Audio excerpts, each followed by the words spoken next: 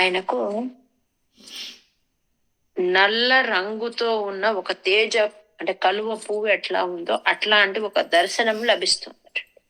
సుందరమైన ఆ తేజస్సుతో ఉన్న నల్ల కలువ పువ్వు ఒకటి కనిపిస్తోంది. ఎట్లా ఉంది అంటే అద్భుతంగా ఉందట. ఆ మనోహరమైన ఆ నల్ల కలువ పువ్వు మధ్యలో ఒక బాలుడు, దివ్యమైన బాలుడు కనిపిస్తూ ఉన్నాడట. దివ్య కైశోరమూర్తి, కైశోర వేషం అంటే ఎప్పటికీ తారుణ్యం అంటే 16 ఏళ్ల ప్రాయంలో ఉన్నట్లాంటి పిల్లవాడుగా అతనికి కనిపిస్తూ ఉన్నాడు. చిన్న పిల్లవాడు అట్లా కనిపిస్తూ ఉన్నాడు. ఎట్లా ఉన్నాడు దివ్య బాలుడు అంటే ముగ్ధ మనోహరమైన రూపంతో ఉన్నాడట. అతన్ని చూస్తూనే ఇతని ఒళ్ళంతా పులకరించిపోతుంది. ఆనందామృత జరిలో ఉన్నా నేను, అట్లాంటి దివ్య బాలుడు నాకు ఎదురుగా కనిపిస్తూ ఉన్నాడు. ఆ దివ్య మంగళ విగ్రహం ఎట్లా ఉంది అంటే ఆ 16 ఏళ్ల ప్రాయంలో ఉన్నట్లుగా ఉంది. ఆ కళ్ళు అంత తేజోవంతంగా ఉన్నాయి. అట్లాంటి బాలుడి దర్శనం నాకు కలుగుతోంది. ఆహా, ఏమి భాగ్యం ఇది, ఏమి భాగ్యం ఇది అని చెప్తున్నారు. ఆయన చుట్టూ ఎవరున్నారు అంటే ఆ బాలకృష్ణ చుట్టూ నారదాది మహర్షులు ఉన్నారట, సనక సనందాది మునులు ఉన్నారట. అందరూ ఆయన చుట్టూ ఉన్నారట. ఉంటూ ఏం చేస్తున్నారు అంటే వాళ్ళ ముఖాల్లో కూడా ఈ పరమానంద సుఖరసం కనిపిస్తుంది. అంటే ఆయన్ని చూస్తూ వాళ్ళ అమృతాన్ని తాగేస్తూ ఆయన్ని చూస్తూ వాళ్ళ దేహాలు కూడా ఎట్లా ఉన్నాయంటే ఇప్పుడు నేను ఎట్లా ఫీల్ అవుతున్నానో అట్లా అనిపిస్తున్నారు నాకు కూడా. వాళ్ళంతా స్వామి చుట్టూ చేరి వాళ్ళు కూడా ఆనందామృతంలో మునిగిపోయి ఉన్నట్టుగా అనిపిస్తుంది. వాళ్ళ దేహాలన్నీ పులకితలై ఉన్నారు వాళ్ళు. ఇంకా ఎవరున్నారు అంటే ఆయన చుట్టూ ఉపనిషత్ సుందరి బృందం ఉందటండి. ఎవరు ఆ ఉపనిషత్ వనితలు అంటే వాళ్లే మనం రోజు చెప్పుకునే గోపిక జీవన స్మరణం గోవింద గోవింద అని చెప్పుకుంటున్నామే ఆ వ్రజ భామలను, వ్రజాంగనలు అంటారు. ఎవరు వాళ్ళు అంటే స్త్రీలు, గోప స్త్రీలు అన్నమాట. ఆయన చుట్టూ ఆ ఉపనిషత్ సుందరి బృందం ఉంది, వాళ్లే గోపికలు. ఆయన చుట్టూ ఋషి బృందం ఉంది, వాళ్లే నారదుడు సనక సనందాది ఋషులు. అందరూ కూడా ఆనందామృత రసంలో తేలియాడుతూ ఉన్నారు. ఆవీతం అంటే చుట్టుకొని ఉన్నారు, పరివేష్టించి ఉన్నారు. ఎవరి చేత పరివేష్టించి ఉన్నాడు అంటే మూర్తి భవించిన ఉపనిషత్తులే ఆ గోపికల రూపంలో ఉందా అనేటట్టుగా ఆ స్వామి వాళ్ళ చుట్టూ ఈయన మధ్యలో ఉన్నాడు. వీళ్ళంతా ఆయన్ను పరివేష్టించి ఉన్నారు, ఆయన చుట్టూ ఉన్నారు. అలాంటి ఒక అద్భుత దృశ్యం నా కళ్ళ ఎదురుగా కనిపిస్తోంది అని చెప్తుంది. అగ్రే, అగ్రే అంటే ఎదురుగా, పశ్యామి అంటే చూస్తున్నాను, ఎదురుగా చూస్తున్నాను. అగ్రే పశ్యామి తేజో నిబిడతర కళాయావలీలోభనీయం పీయూషా ప్లావితోహం తదను తదుదరే దివ్య కైశోరవేషం తారుణ్యారంభరమ్యం పరమ సుఖరసాస్వాద రోమాంచితాంగైః ఆవీతం నారదాద్యైర్ విలసదుపనిషత్ సుందరీ మండలైశ్చ. ఓకే, ఇప్పుడు అట్లా అంటే ఒక బాలుడిని, నల్ల కలువ పువ్వులో ఉన్న బాలుడిని చూస్తున్నాం. ఆ బాలుడి యొక్క కేశాది పాదాంత వర్ణనం చేస్తున్నారండి. మొదట చెప్తున్నారు ఆయన జుట్టు ఎట్లా ఉంది అని. నల్లటి జుట్టు ఎంత బాగుందట, అంత రింగులు రింగులు నొక్కులు తీరి ఉందట. మంచి ఎట్లా ఉంది అంటే చాలా బ్రైట్ గా ఉందట, నిగనిగలాడుతూ ఉందట. ఉంగరాలు తిరిగి ఉందట, మరీ మరీ చూడాలనిపిస్తుంది. అమ్మవారి వర్ణనలో కూడా అమ్మవారి జుట్టును విపరీతంగా వర్ణిస్తూ ఉంటారు. అంటే అలాంటిది మన మనసులోకి రావాలి. అట్లాంటి ఆ ఉంగరాలు తిరిగిన ఆ జుట్టు చాలా మనోహరంగా ఉందట. దానిపైన ఒక మంచి రంగులు రంగులతో ఉన్న రత్నాలతో ఉన్న ఒక ఇది ఉందటండి, సిగ ఉందట దానిపైన. అంటే ఏమంటారు, కొప్పు అండి, కొప్పు ఉందట. ఆ కొప్పుకు మళ్ళీ అలంకారం చేసుకుని ఉన్నారట మణిమయ ఆభరణాలు. దానిపైన రంగురంగుల నెమలి పింఛం ఒకటి ఉందటండి. ఇంకా ఆయన నుదురు అంటే పాల భాగం ఎట్లా ఉంది అంటే చూడ్డానికి అంత ఆహ్లాదకరంగా, దానిపైన తెల్లటి ఊర్ధ్వపుండ్రాలు అంటే నామం అంటారే అలాంటిది ధరించబడి ఉందట. అది చూస్తేనే పాల భాగం అంత బాగుందట, దానిపైన ఆ నామం ఇంకా చూడముచ్చటగా ఉందట.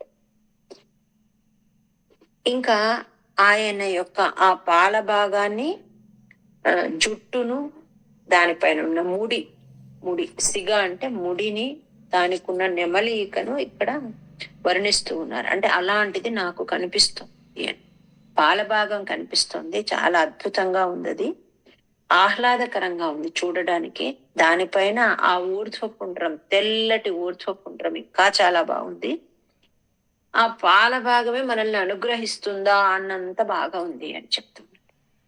నీలాభం కుంచితాగ్రం ఘనమలతరం సంయతం చారుభంగ్యాం రత్నోత్తం సాభిరామం వలయితముదయ చంద్రకైః పింఛజాలైః మందారస్రగ్నివీతం తవ పృథుకబరీ భారమాలోకయేహం స్నిగ్ధశ్వేతోర్ధ్వపుండ్రామపి చ సులలితాం బాలబాలేందు వీథీం.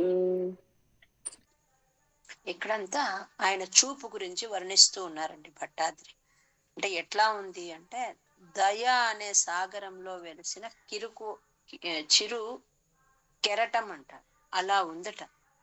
ఆయన యొక్క ఈ కనుబొమ్మల తీరును వర్ణిస్తూ ఉన్నారు. కను రెప్పలకున్న చిన్న వెంట్రుకలు ఉంటాయి కదా, వాటిని వర్ణిస్తూ ఉన్నారు. అవి ఎలా ఉన్నాయి, కళ్ళు ఎలా ఉన్నాయని వర్ణిస్తూ ఉన్నారు. ఇవన్నీ ఒక ఎత్తు అయితే ఆ కన్ను నుంచి వస్తూ ఉన్న దయ ఎట్లా ఉంది అంటే ఈ జగత్తును, అంటే తను సృష్టించిన ఈ జగత్తును చల్లగా చూసేలాగా ఆయన కటాక్ష వీక్షణాలు ఉన్నాయటండి. అవి నా పైన కూడా ప్రసరింప చెయ్యి అని భట్టాద్రి అడుగుతున్నారు. అంటే నీ చక్కని కనులు ఎట్లా ఉన్నాయి అంటే ఎర్రటి తామర రేకుల లాగా ఉన్నాయి. ఆ కంటి పాపలు ఎంత ముగ్ధ మనోహరంగా ఉన్నాయి. నీ చూపు ఈ లోకాన్నంతా చల్లబరుస్తుంది. అట్లాంటి చల్లటి నీ చూపు, నీ కటాక్ష వీక్షణము ఏ దిక్కు లేని ఈ దీనుని పైన ప్రసరింప చెయ్యి అని వేడుకుంటూ ఉన్నారు భట్టాద్రి. హృద్యం పూర్ణానుకంపార్ణవ మృదులహరి చంచలద్భ్రూ విలాసైః ఆనీల స్నిగ్ధ పక్ష్మావళి పరిలసితం నేత్రయుగ్మం విభోతే సాంద్రఛాయం విశాలారుణ కమలదళాకార మాముగ్ధతారం కారుణ్యాలోకలీలా శిశిరిత భువనం క్షిప్యతాం మయ్యనాథే.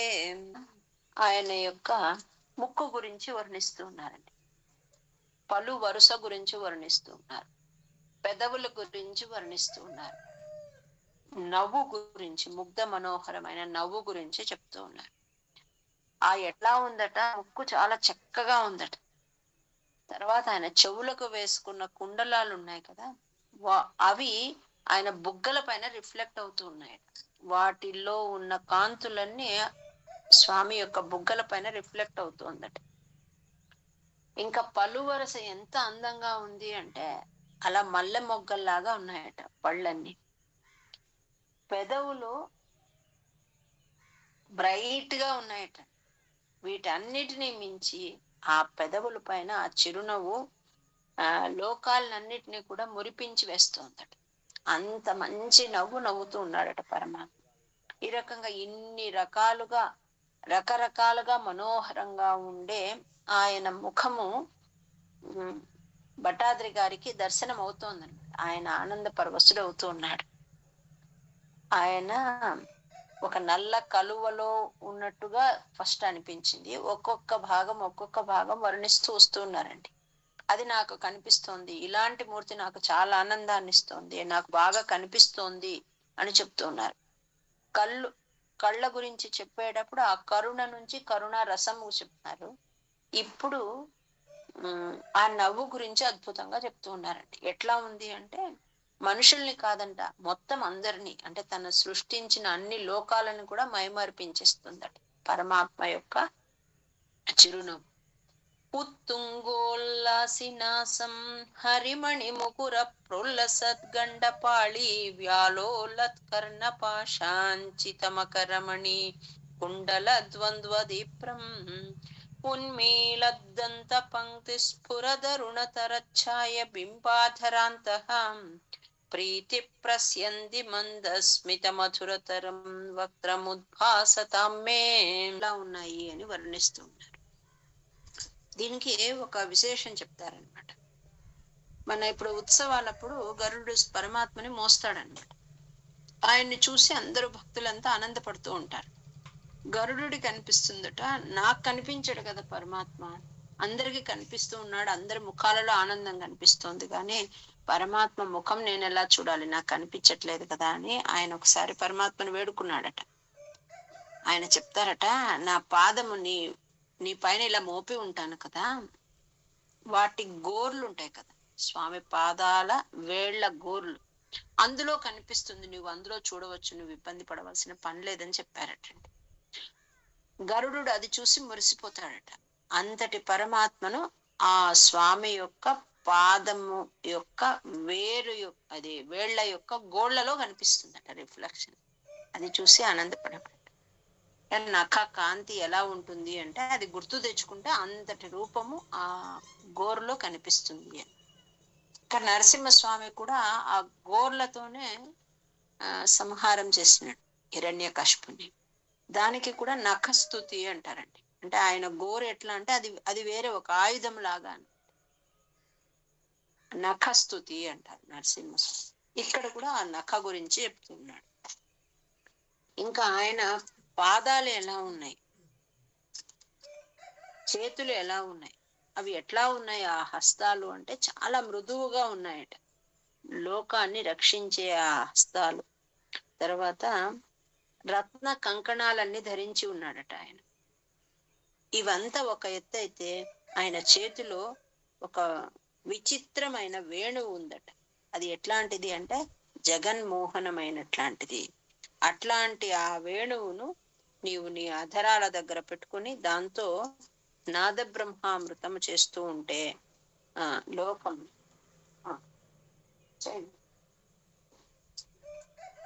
దాంతో హృదయ తాపమంతా, అంటే లోకాల హృదయ తాపమంతా కూడా చల్లారిపోతుంది. నీ గాన రసామృతాన్ని ఆస్వాదిస్తూ నాకు కూడా అలాంటి ఒక ఆనందానుభవాన్ని కలిగించు అని వేడుకుంటూ ఉన్నారు.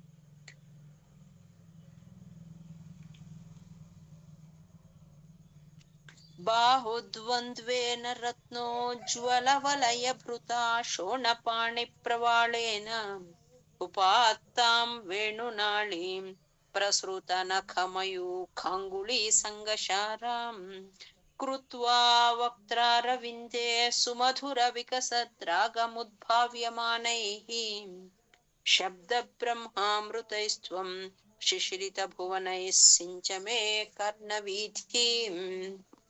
ఎట్లా ఉంది ఆయన కంఠ ప్రదేశం, పరమాత్మ యొక్క కంఠ ప్రదేశం ఎట్లా ఉంది అంటే కౌస్తుభమని శోభతో మంచి అరుణకాంతులతో ఉందటండి. చాలా మనోహరంగా ఉందట, మృదువుగా ఉందట.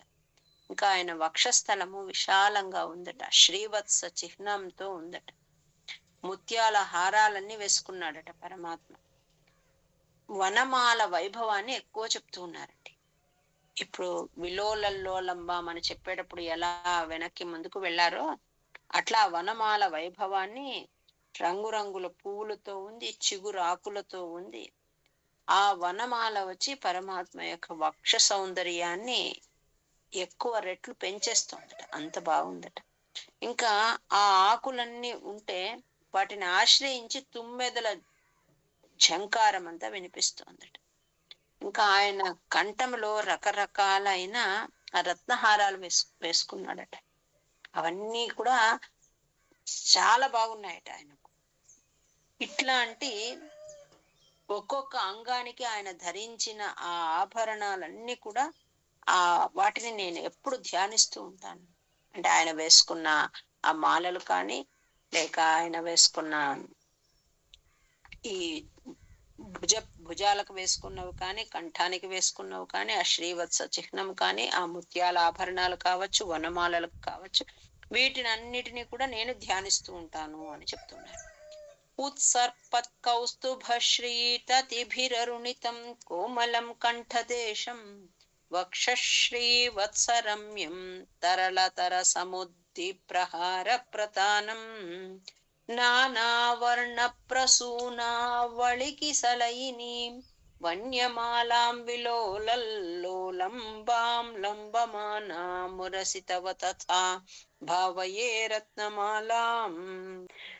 స్వామి శరీరం నుంచి వస్తుండే మంచి మంచి పరిమళానికి అన్ని ప్రాణులన్నీ ఆకర్షించి పరవశించిపోతూ ఉంటాయటండి.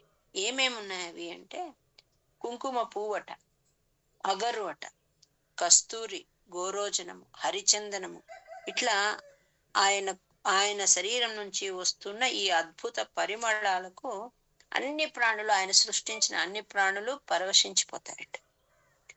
అంటే ఆ వస్తున్నది భట్టాద్రి గారు ఆయన ఫీల్ అవుతున్నాడంట. అంటే దర్శనం ఒకటే కాదు, ఆయన నుంచి వస్తున్న అద్భుత పరిమళాన్ని ఆయన భావిస్తూ ఉన్నాడు. ఇంకా అన్ని లోకాలు పరమాత్మ బొజ్జలో ఉంటాయి, కానీ ఆయన బొజ్జట, ఆయన నడుము ఎలా ఉందట, సన్నగా ఉందట, చాలా అందంగా. ఇన్ని లోకాలు ఆయన బొజ్జలో ఉన్న ఆయన నడుము చిన్నగా ఉందట. ఇంకా పీతాంబరం ఎట్లా ఉంది అంటే తళతళలాడుతూ ఉందట. ఇంద్రనీల మణులతో పొదిగిన మంచి పీతాంబరం అట. పీతాంబరము అంటే పట్టు వస్త్రము అని అర్థం. అంటే ఇప్పుడు మనం వాడుతున్న లాంటి పట్టు కాదు ఇక్కడ చెప్తుంది. ఆ పీతాంబరం ఎలా ఉంటుంది అంటే దానిపైన ఈవెన్ నూనె వేస్తే కూడా జారిపోతుందటండి, ఏది పడినా జారిపోతుందట. అలాంటిది పీతాంబరం అంటే. దాన్ని మడత పెడితే అగ్గిపెట్టెలో పెట్టచ్చట, అలాంటిది. అది మనము విరాట్ స్వరూప వర్ణనలో ఒక దగ్గర వస్తుందన్నమాట. అట్లాంటి మెటీరియల్ తో తయారైనదట, అలాంటివి ధరించేవాడట పరమాత్మ. ఇట్లాంటి పీతాంబరాలు ఈయన ధరిస్తాయన్నమాట. దానికి ఏ మరక అంటదో మనం ఆ పీతాంబరాన్ని స్మరిస్తే మన మనసుకు కూడా దురాలోచనలు రావటండి. పీతాంబరధారి అని స్వామిని మనం అలా భావించి పిలిస్తే దుష్ట ఆలోచనలు కానీ లేక ఏదైనా చెడు ఆలోచనలు కానీ మన మనసుకు రావటం. అది ఈ పీతాంబరం వెనుక ఉన్న విషయం. ఈయన ఇలాంటివి ధరిస్తాడు. ఇలాంటివి నెక్స్ట్ అంటే ఇంత అపురూపమైంది కాకపోయినా చాలా విలువైన పీతాంబరాలు పాండవులకు బోలెడిచ్చేవాడటండి పరమాత్మ. వెళ్ళినప్పుడంతా ఇచ్చేవాడట. ఎక్కువ కాలం వాళ్ళతో గడిపాడు, వాళ్లకు ఎన్నో ఇచ్చాడట పట్టు పీతాంబరాన్ని. అట్లాంటి పీతాంబరాన్ని ఈయన ధరించి ఉన్నాడట. ఇంకా నడుముకు ఒక కటి ఆభరణము అంటారు, దానికి చిరు గజ్జలు ఉన్నాయట. ఆ గజ్జలన్నీ కూడా చూస్తూ ఉంటే ఎంత వాటి శోభ, అవి కదులుతూ చిరు సౌండ్ చేస్తున్నాయట. చాలా బాగుందంట చూసేకి. ఈ దివ్య మంగళ విగ్రహాన్ని నేను ఇప్పుడు ఏదైతే నేను దర్శిస్తూ ఉన్నానో ఈ దివ్య మంగళ విగ్రహాన్ని నిరంతరము నా మనసులో నిలుపుకుంటాను అని చెప్తున్నారు. మనము ఉద్ధవ గీతలో 11 అధిష్టానాలలో చెప్పుకున్నాం. ఏది అంటే హృదయాకాశము అని, అందులో మనం పరమాత్మని దర్శించాలి అని. ఇలాంటి ఒక మూర్తి మన మనసుకి ఏదైతే బాగా పడుతుందో ఆ మూర్తిని లోపల దర్శించడం అన్నమాట. అంగే పంచాంగ రాగై అతిశయ వికసత్ భార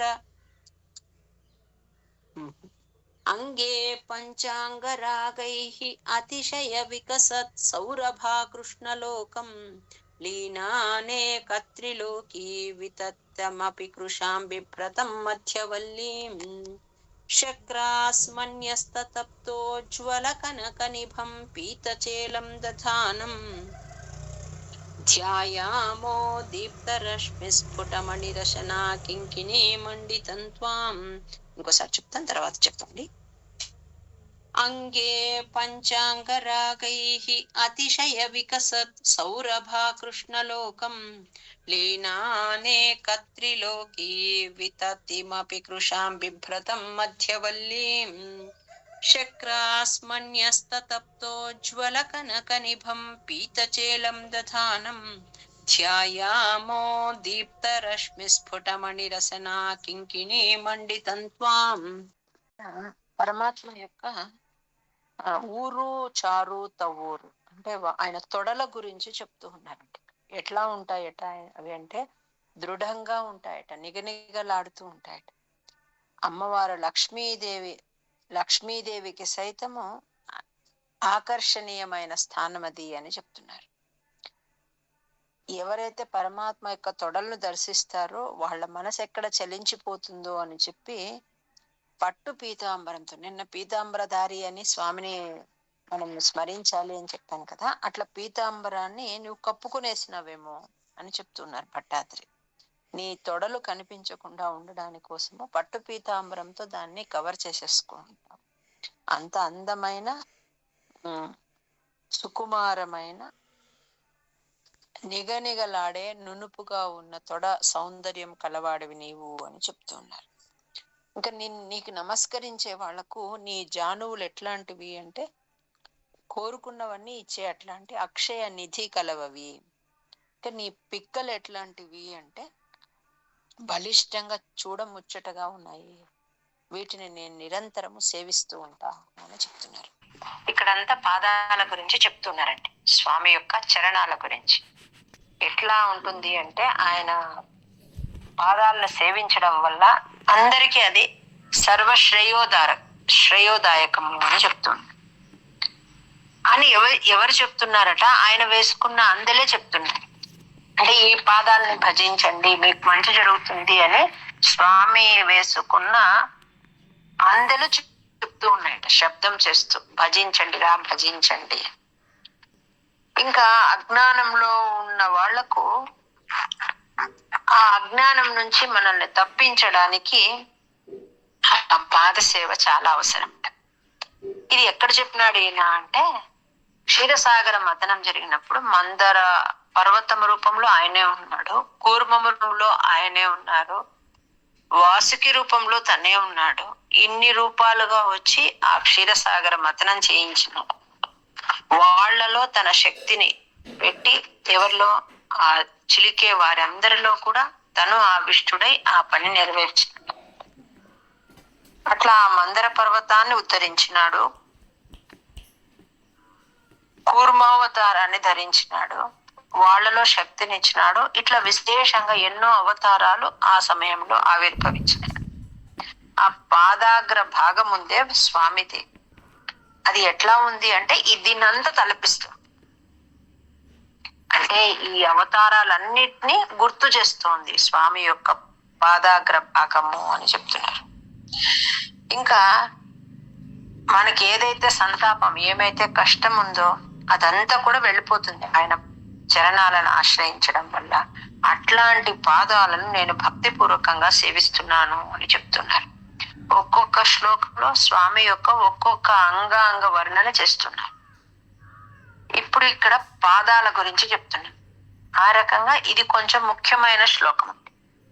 మంజీరం ముంజనాదైరివ పద భజనం శ్రేయ ఇత్యాలపంతం పాదాగ్రం భ్రాంతి మజ్జత్ ప్రణత జనమనో మందరోద్ధార కూర్మం ఉత్తుంగా తామ్రరాజన్నఖర హిమకర జ్యోత్స్నయా చాశ్రితానాం సంతాపధ్వాంతహంత్రీం తతిమను కలయే మంగళామంగుళీనాం.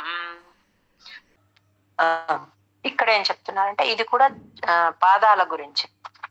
ఇంతకు మునుపు మంజీరం ముంజనాదైరివ అది కూడా పాదాల గురించే, ఇది కూడా పాదాల గురించి.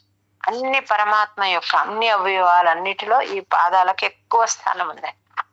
ఎట్లాంటివి అంటే యోగీంద్రులు ఎప్పుడు నీ యొక్క ఆ పాద పద్మాలని మనసులో ధ్యానిస్తూ ఉంటారు. ముక్తులైన వారికి అవి నివాస స్థానాలు. ఇంకా ఎట్లాంటివి అంటే భక్తులు ఏమి కోరుకుంటే వాళ్ళ కోరికలన్నీ తీర్చే కల్పవృక్షాలు. కల్పవృక్షానికి ఉన్న చిగురాకులట.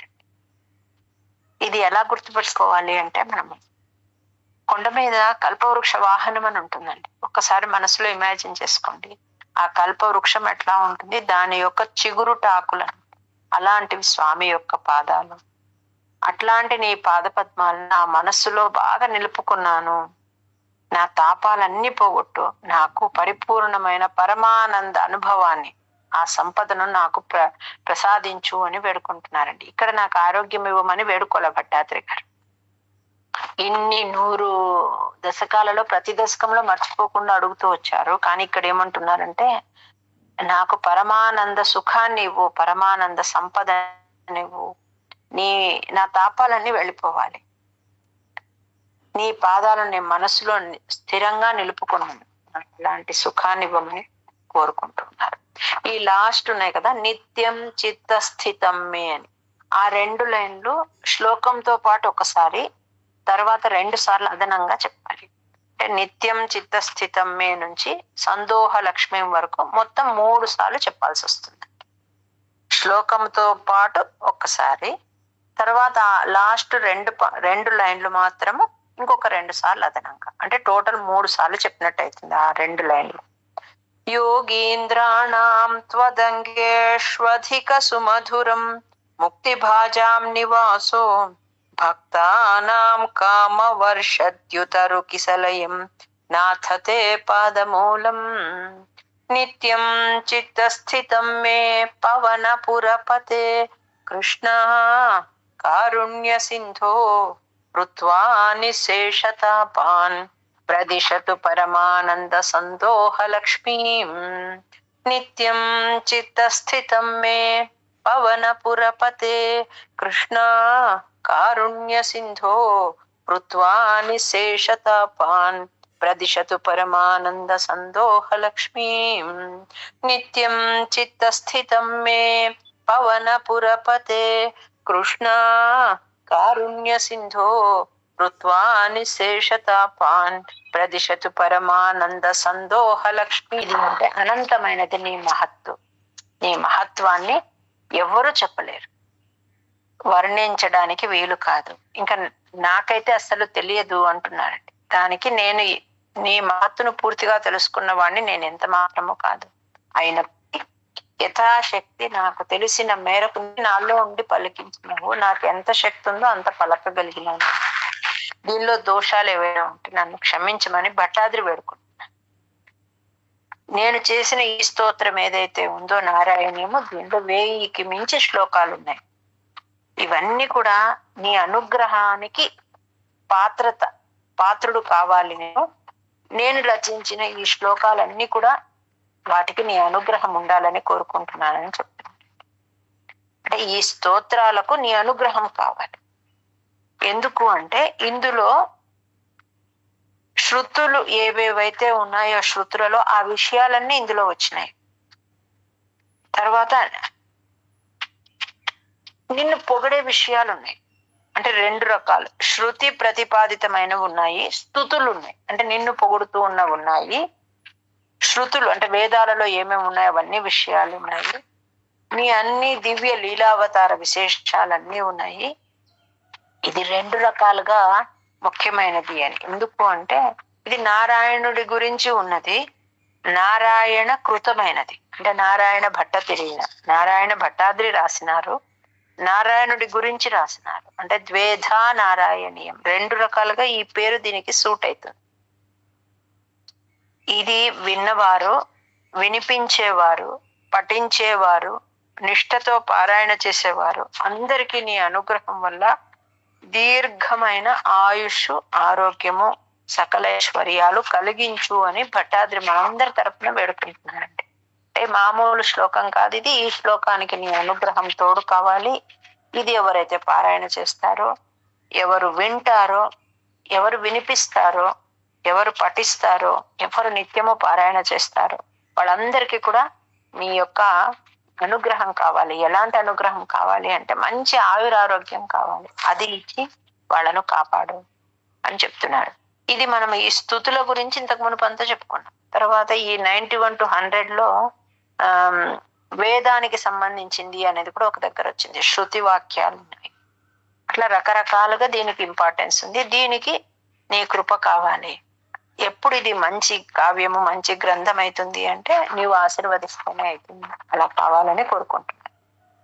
అజ్ఞాత్వాతే అంటే తెలియక, నాకు తెలియదు, నీ మహత్వం నేను వర్ణించే అంత శక్తి నాకు లేదు, అయినా నాకు తెలిసినంత చెప్పిన. ఇందులో ఏవైనా దోషాలు ఉంటే క్షమించమని వేడుకుంటున్నాను. అజ్ఞాత్వా తే మహత్వం యదిహ నిగదితం విశ్వనాథ క్షమేథాః స్తోత్రం చైతత్సహస్రోత్తరమధికతరం త్వత్ప్రసాదాయ భూయాత్. ద్వేధా నారాయణీయం శ్రుతిషు జనుషా స్తుత్యతా వర్ణనేన స్ఫీతం లీలావతారైః ఇదమిహ కురుతాం ఆయురారోగ్య సౌఖ్యం. ఇదమిహ కురుతాం ఆయురారోగ్య సౌఖ్యం.